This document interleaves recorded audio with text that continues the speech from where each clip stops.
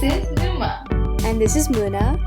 Welcome to the AISD Morning Roar by the students for the students. Welcome back to the first ever weekly broadcast we have had since the pandemic set in, and we are back. The AISD radio show is back with a very new name. We are now the Weekly Roar. I am Rehnuma, and today I'll be your host for the very first episode of the Weekly Roar. My co-host is back in Dhaka, for whichever one of you were wondering, and we will be hosting shows together from next week. I know I miss Muna a lot, and I hope we were doing this together, but we have to adapt given the situation. Now, to start off the show, as always, I'll start off with a huge shout out to the Executive Council for having put up the class colors so magnificently over the weekend. And one clap to all of you. I know that was not long, no. One clap to all of you who have had participated in the class colors and did your best just for your grade. I just want to congratulate all of you for doing your best. So to start off with community news, class colors happened over last Thursday and Friday, with Thursday being banner painting and Friday being goose chase.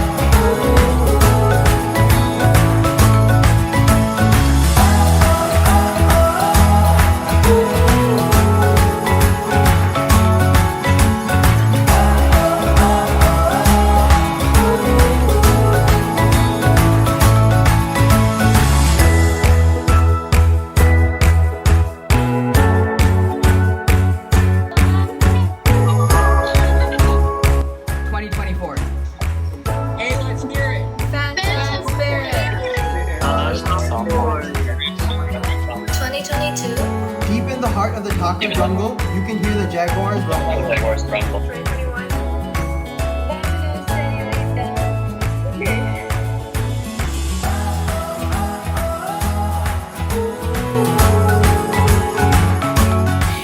Congratulations to freshman Phantoms for having had put their best foot forward and winning the first place in their first ever class colors. Good job.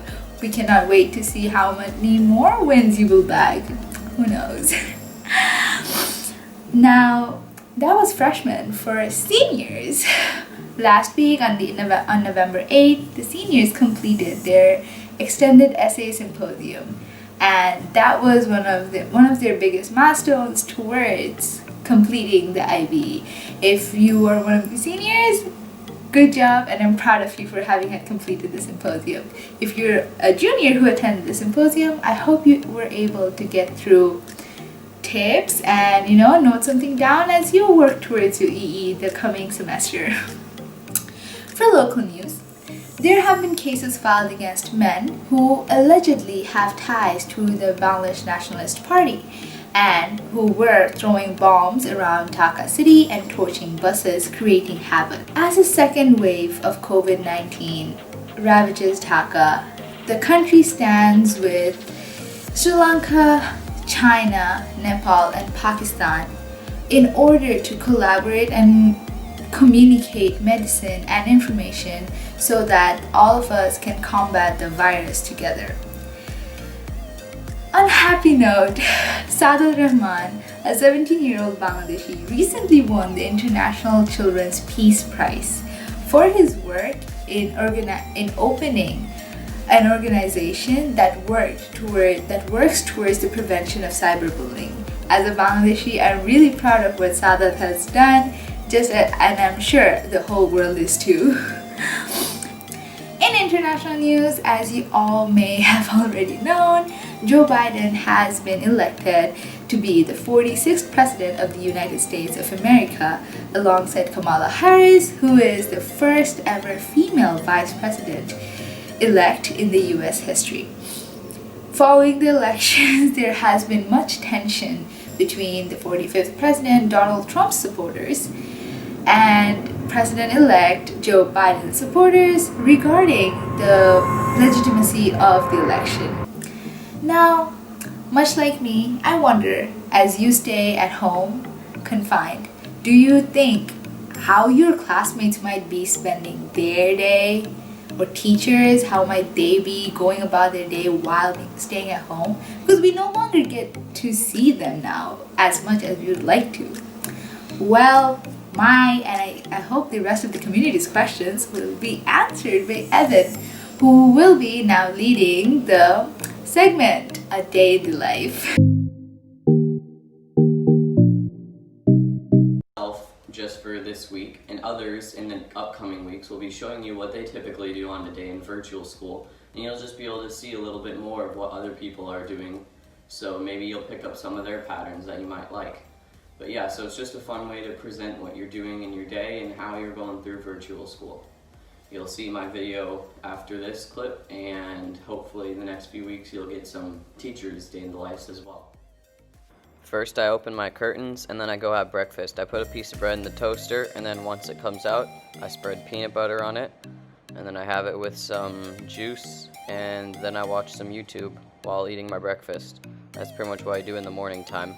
I then put up my mosquito net, and then I make my bed as well, just so I kind of feel a little bit more ready for the day. And then I change this little thing I have on my desk that has the date on it. I get my laptop open. Takes forever to get up for some reason, and then I typically turn on my air conditioning and also grab my backpack, and that's how I get ready. I then launch up Gmail, Google Classroom, and PowerSchool, all just to double check if I don't have any new assignments or grades or any new emails that I need to respond to.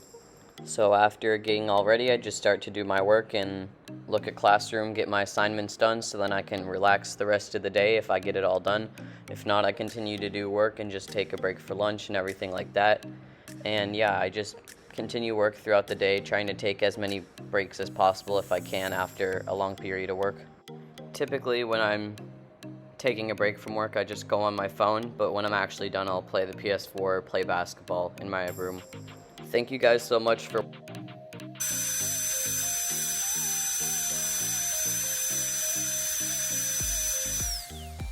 Now, on that note, Mr. Doyle, Ms. Jahan, Mr. Overly will be taking over the show for the next few minutes with their tip of the day.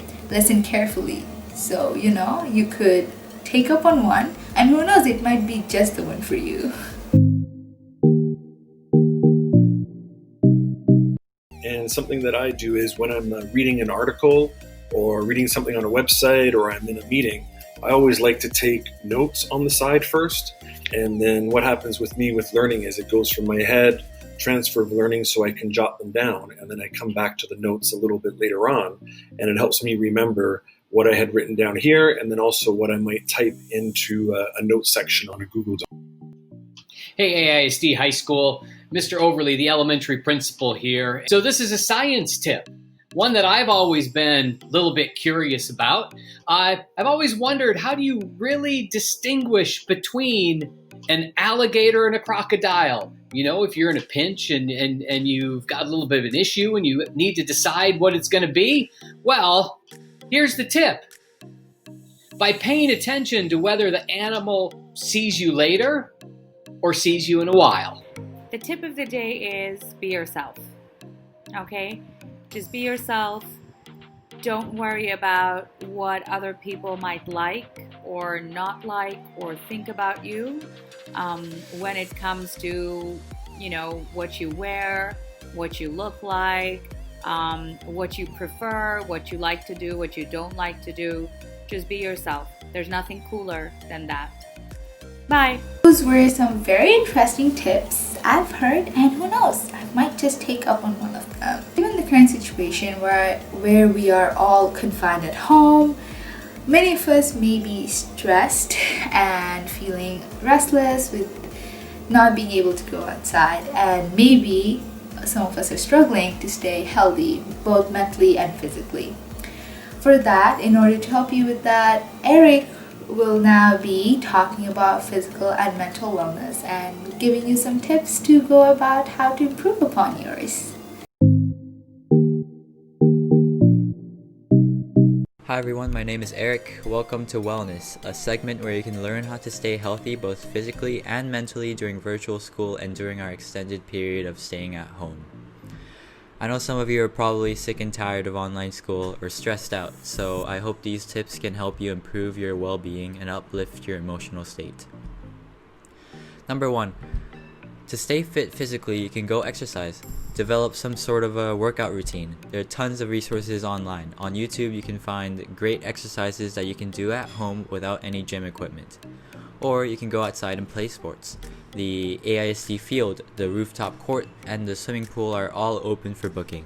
This would be a perfect time for you to go brush up on your skills for your favorite sport. Tip number 2. To stay healthy mentally, you can play music. That's me playing Buyo by Lucky Chops on different saxophones. I did that for fun over the weekend. Research shows that playing an instrument has numerous benefits for your brain. Playing music can improve memory and reading skills. It makes you happier, increases blood flow in your brain, and even reduces stress and depression. If you don't have an instrument, you can listen to music. Sometimes while studying, I listen to lo-fi music, which helps me concentrate. Listening to your favorite playlist can ease stress and put you in a better mood. So I urge you to work out and be involved with music for your wellness. Well, stay well. See you next week. Thank you so much for tuning in this week. I am so happy to start off on the show again, and I hope you were just as excited as I am for the upcoming weeks and for our new broadcast. Well, tune in next week as well, where you will be able to catch up with community news and local and global affairs, and you will be able to know some little bit more tidbits that is going around AISD. See you soon!